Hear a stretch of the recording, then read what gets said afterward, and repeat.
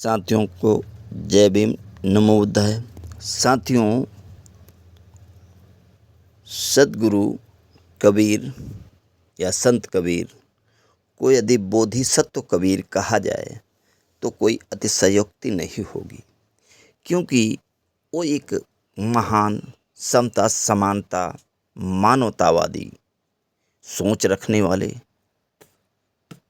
महान विद्वान संत थे, जो समाज में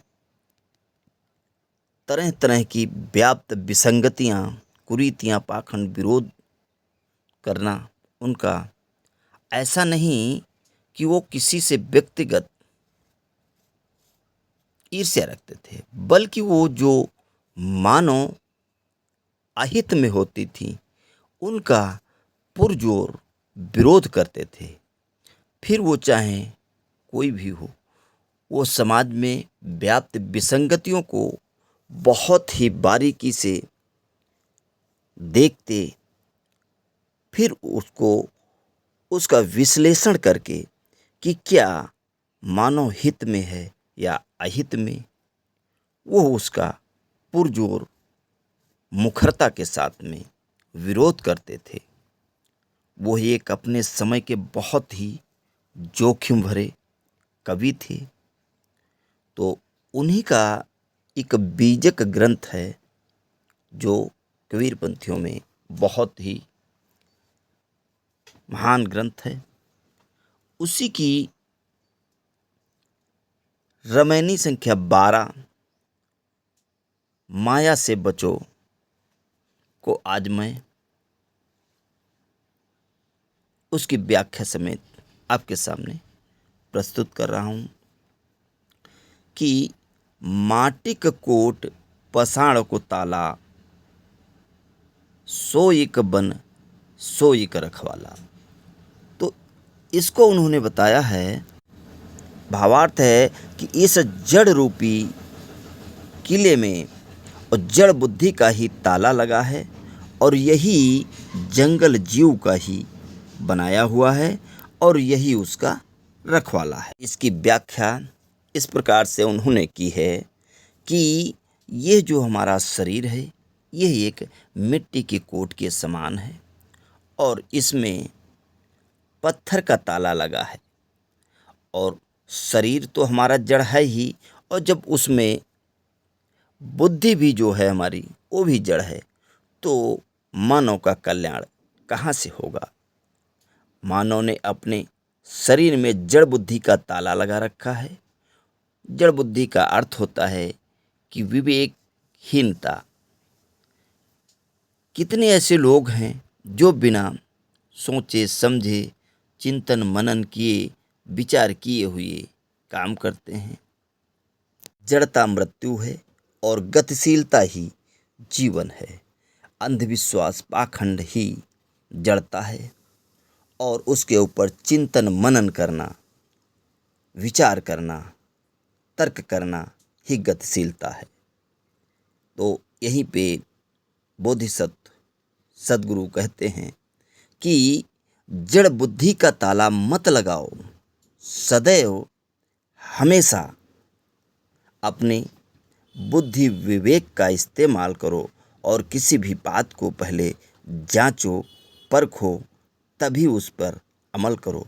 हर जगह हमेशा असत्य का त्याग करो और सत्य को ग्रहण करो।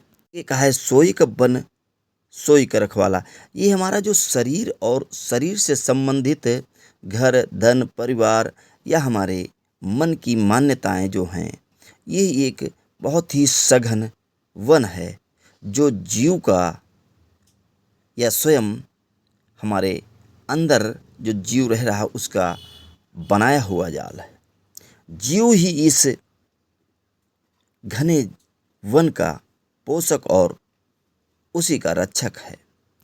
आगे वो कहते हैं, सो वन देखत जीव डेराना, ब्राह्मण वैष्णव एक जाना। कि इस अपने बनाए हुए वन विस्तार को देखकर इसके संभावित विनाश एवं बंधनों से जीव भयभीत हो गए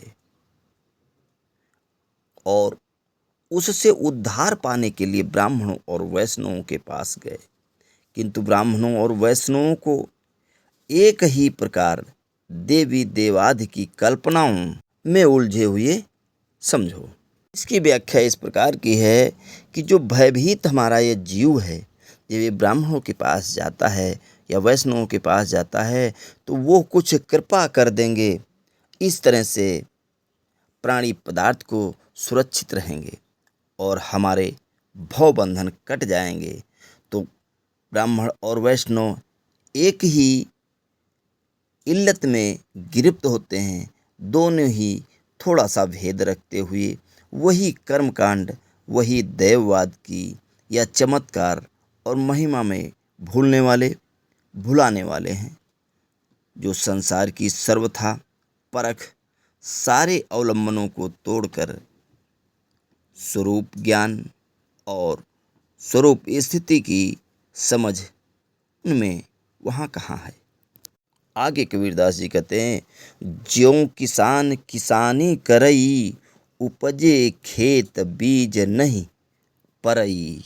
जिस प्रकार से किसान खेती करता है और उसकी अनभिज्ञता, खेत में डंठल तो खूब पैदा होता है परंतु उसमें दाने ना लगें, उसी प्रकार इन सभी गुरुओं के वाक्या जाल का विस्तार तो बहुत हो जाए परंतु उसमें तत्वबोध, ज्ञान का बोध एवं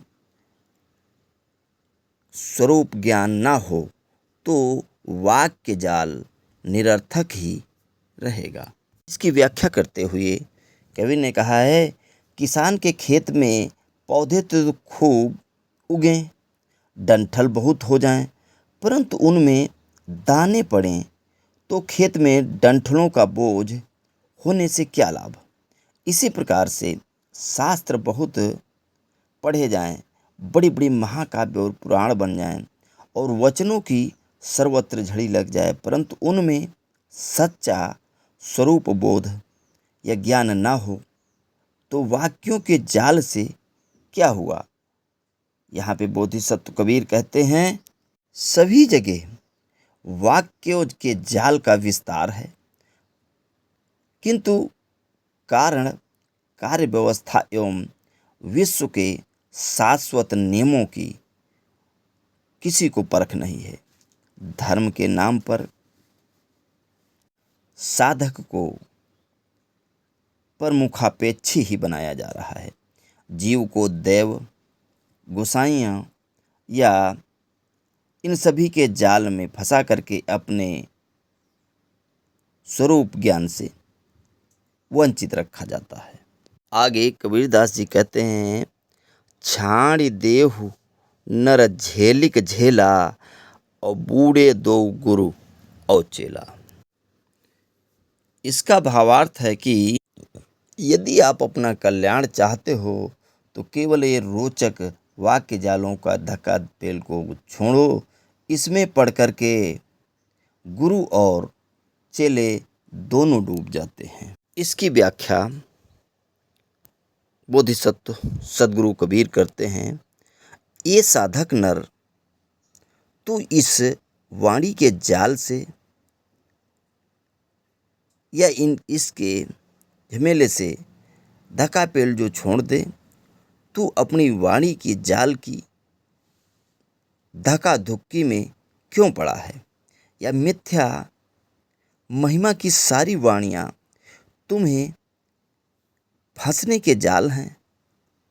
ऐसे वाणी जाल में फंस करके गुरु और चेले दोनों अज्ञानता के दलदल में डूब जाते हैं।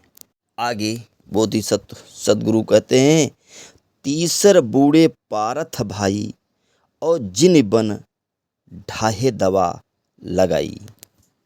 इसका भावार्थ है कि हे भाई, तीसरे वे वंचक उपदेशक रूपी शिकारी भी डूबते हैं जो इस संसार रूपी वन में अज्ञान की अग्नि लगा करके उसे भस्म कर रहे हैं। इसकी व्याख्या सदगुरुदास इस प्रकार करते हैं कि तीसरे बूढ़े पारथ भाई यहाँ पारथ का अर्थ पार्थी, पार्थी का अपभ्रंश ही पारथ है।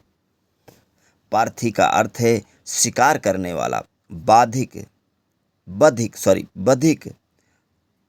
इसका तात्पर्य धोखेबाज उपदेशक। जो ये समाज को उपदेश दे रहे हैं वो सभी धोखेबाज हैं। पुरा काल से आज पर्यंत में भी ऐसे अनेकों उपदेशक हुए हैं और जो जानबूझ करके समाज को मूर्ख बनाने में लगे हुए हैं। ऐसे लोग बुद्धि और प्रतिभा के सागर होते हैं और अपनी सारी बुद्धि एवं प्रतिभा जनता को बेवकूफ़ बनाने में लगाते हैं। वे अनेक जालसाजी अपना करके वाचा सिद्धि, कर्मा सिद्धि आदि के झूठे तमाशे साबित करने के लिए दिखावा करते हैं। वे अपनी वाचावली से लोगों को भ्रमित कर अपना ही स्वार्थ सिद्ध करते हैं और जनता को या आम पब्लिक को उसकी सत्यता से दूर रखते हैं।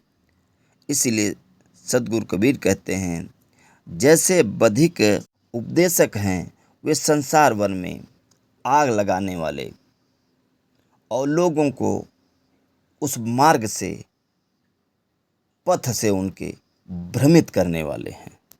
आगे बोधिसत्व कबीर कहते हैं,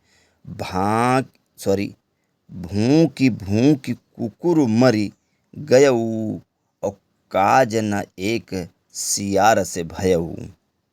इसका भावार्थ है, जो ये उपदेशक गुरु बने हुए हैं वो कुत्ते की भांति भौंक भौंक करके मर जाते हैं, परंतु डरपोक जो गीदड़ है वो क्या क्रांति करेगा। इसकी व्याख्या इस प्रकार से है कि ये जो उपदेशक या आचरणहीन लोग होते हैं वो केवल कुत्ते की तरह भौंक भौंक करके मर जाते हैं, रहने के बिना। प्रकार से कुत्ते जरा जरा सी बातों पे भौंकते हैं, इसी तरह से ये ब्रह्मोपदेशक जरा जरा सी बातों पे अपनी बातों को सिद्ध करने के लिए हवाओं में महल बनाते हैं। सार ये है कि ये ऐसे लोग बातें तो बहुत ही करते हैं, परंतु उनमें उसका सार कुछ नहीं, जीरो होता है। और डरपोक व्यक्ति या गीदड़ की तरह डरपोक व्यक्ति आदमी कौन है? उन्नति का काम कर सकता है। डरपोक व्यक्ति न गलत बातों के प्रति विद्रोह कर सकता है और न ही सही जो मार्ग होगा उस पर ही अपना चलने का साहस दिखा पाएगा। ऐसे व्यक्ति कोई भी उन्नति का काम इसीलिए नहीं शुरू करता है कि उसके असफल होने का हमेशा भय लगा रहता है। ऐसे लोग सत्य और उन्नति के पथ पर कभी नहीं होते हैं। कबीरदास जी की एक साखी है, मूस बिलाई एक संग कहू कैसे रह जाए और अचरज एक देखो हो संतो हस्ती सिंह ही खाए। अब इसका भावार्थ है कि कहो भला बिल्ली के साथ में चूहे की जान कैसे बच सकती है। जीव माया से संबंध करके कैसे सुरक्षित रह सकता है। हे संतों, ये एक आश्चर्य देखता हूँ कि हाथी सिंह को खा रहा है, अर्थात ये जो हमारा मन है ये माया जीव को पतित कर रही है। व्याख्या आगे इस प्रकार से है, जैसे बिल्ली के साथ रह करके चूहे का कल्याण कभी नहीं हो सकता है, ठीक उसी प्रकार से माया के साथ में रह करके ये जीव का कल्याण असंभव है, कभी नहीं हो सकता। कितने ही ज्ञानी कितने ही ज्ञानी यह समझते हैं कि भोग और योग साथ साथ बन जाएगा। वे राजा जनक का काल्पनिक उदाहरण देते हैं। भोगों में लगे हुए आदमी का विवेक जो होता है वो मर जाता है। वह योग कैसे साध सकता है? पूर्ण योग के लिए सभी भौतिक भोगों का त्याग करना पड़ता है और कुसंग में संयम से रह पाना बहुत ही कठिन है। जिन व्यक्तियों में पदार्थों, स्थान, देश, समाज आदि के संपर्क में रहने से मन में विकार आने की संभावनाएं, उनसे दूर रह करके ही अपना स्वरूप स्थिति बनाई जाती है। यहाँ पे सदगुरु कबीर कहते हैं कि मैं एक आश्चर्य से देखता हूँ कि हाथी सिंह को खा रहा है। कहने का तात्पर्य यह है कि इस भौतिक जगत में यह देखा जाता है कि सिंह हाथी को मार खाता है, परंतु यहाँ पर हाथी ही सिंह को मारकर खा रहा है। मन रूपी हाथी है जो, वो सिंह रूपी जीव है जो उसमें, वो मन रूपी हाथी इस सिंह रूपी जीव को अपने अधीन रखता है, परंतु उल्टा हो रहा है। यह मन ही जीव को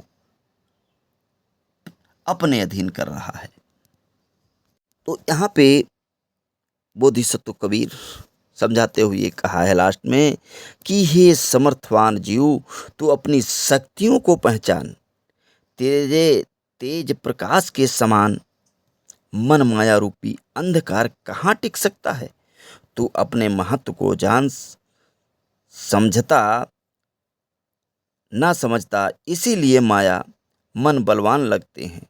जब तू अपने महान बल को समझ करके सावधान हो जाएगा, तभी तेरे अंदर माया का त्याग हो जाएगा और मन जो है ये तुम्हारे अधीन हो जाएगा। तो साथियों, आज बस इतना ही। धन्यवाद।